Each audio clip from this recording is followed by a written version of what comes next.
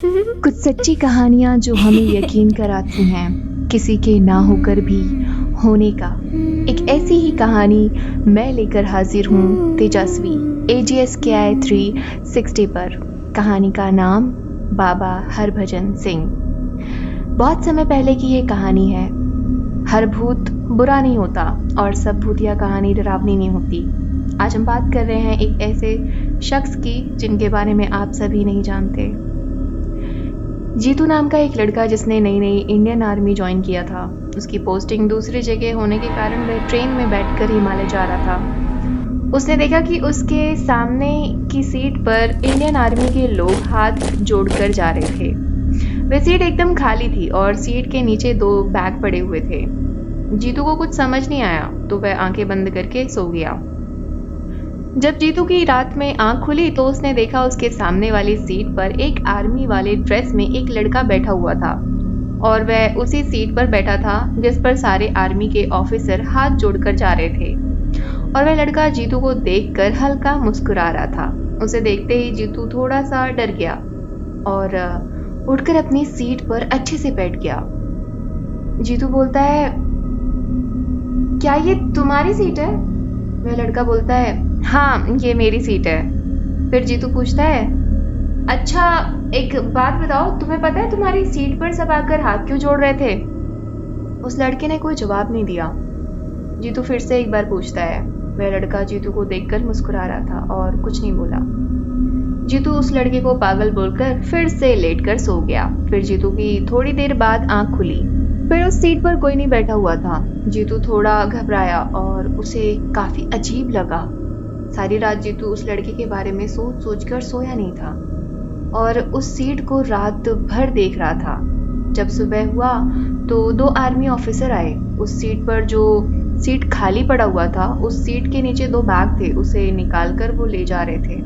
उसी समय army officer से जीतू ने पूछा उस लड़के के बारे में, तो उन ऑफिसर्स ने बताया जो जीतू के होश उड़ गए। आर्मी वालों ने बताया कि ये सीट बाबा हरभजन सिंह की है। 30 अगस्त 1946 को पंजाब यानी कि जो वर्तमान में पाकिस्तान है के सरदाना गांव में जन्मे हरभजन 1966 को भारतीय सेना के पंजाब रेजिमेंट में सिपाही के रूप में भर्ती हुए थे। इसके बाद 1968 में 23वें पंजाब रेजिमेंट के साथ पूर्वी सिक्किम में तैनात थे। 4 अक्टूबर 1968 को खच्चरों का काफिला ले जाते समय नाथुला पास के समीप उनका पैर फिसल गया और घाटी में गिरने से उनकी मौत हो गई। पानी का तेज बहाव उनके शरीर को बहाकर दूर ले गया। कहा जाता है कि बाबा हरभजन सिंह ने साथी सैनिक के सपने में आकर अपने शरीर के बारे में बताया और खोजबीन के 3 दिन बाद उनका शरीर भारतीय सेना को उसी जगह मिला। ये भी माना जाता है कि उन्होंने सपने में एक समाधि बनवाने की इच्छा जाहिर की थी, जिसके बाद जेलेब दर्रे और नाथुला दर्रे के बीच 14,000 फीट की ऊंचाई पर उनकी समाधि बना दी गई। कहा जाता है कि मृत्यु के बाद भी बाबा हरभजन सिंह अपनी ड्यूटी करते हैं और चीन की सभी गतिविधियों की जानकारी अपने साथियों को सपने में आकर देते हैं। उनके प्रति सेना का इतना विश्वास है कि उन्हें बाकी सभी की तरह वेतन, 2 महीने की छुट्टी आदि सर्विसेज दी जाती हैं। हालांकि वे अब रिटायर हो चुके हैं। 2 महीने की छुट्टी के दौरान ट्रेन में उनके घर तक की टिकट बुक करवाई जाती है और स्थानीय लोग उनका सामान लेकर उन्हें रेलवे स्टेशन छोड़ने जाते हैं। उनके वेतन का 1/4 हिस्सा उनकी मां को भेजा जाता है। यही नहीं, नाथुला में जब भी भारत और चीन के बीच फ्लैग मीटिंग होती है तो चीनी सेना बाबा हरभजन के लिए एक अलग से कुर्सी भी लगाती है। बाबा हरभजन सिंह के मंदिर में उनकी तस्वीर के साथ उनके जूते और बाकी सामान रखे गए हैं। भारतीय सेना के जवान इस मंदिर की चौकीदारी करते हैं और रोज उनके जूतों को पॉलिश भी करते हैं। वहां तैनात सिपाहियों ने कई बार ऐसा कहा है कि उनके जूतों पर कीचड़ लगा हुआ होता है और उनके बिस्तर पर सलवटें पड़ी होती हैं। भारतीय सेना और लोगों का ऐसा मानना है कि आज भी बाबा हरभजन सिंह की यहाँ सूक्ष्म उपस्थिति है और वो देश की सरहद की रक्षा करते हैं। न केवल भारतीय सेना बल्कि उनके बारे में जानने वाला हर भारतीय उन पर गर्व करता है। तब से आज तक बाबा हरभजन सिंह दुश्मनों की सारी प्लानिंग्स आकर हमारे इंडियन जवानों को बताया करते हैं।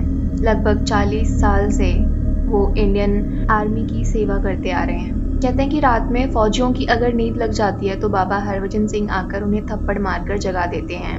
यहाँ तक कि इंडियन आर्मी भी मानती है कि बाबा हरभजन सिंह की आत्मा आज भी इंडो चाइना बॉर्डर पर रखवाली कर रही है और उन्हें कैप्टन का दर्जा भी दिया गया है।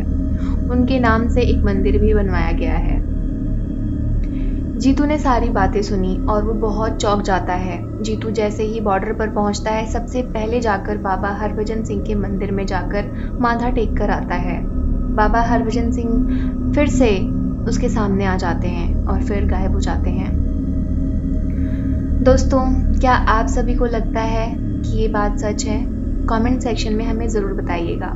और आपको ये कहानी अगर पसंद आई हो तो वीडियो को लाइक कीजिए और साथ ही ऐसी ही और कहानियाँ सुनने के लिए हमारे चैनल AGSKI 360 को सब्सक्राइब कीजिए। नमस्कार। मैं आपको फिर से मिलूंगी एक और ऐसी ही कहानी लेकर।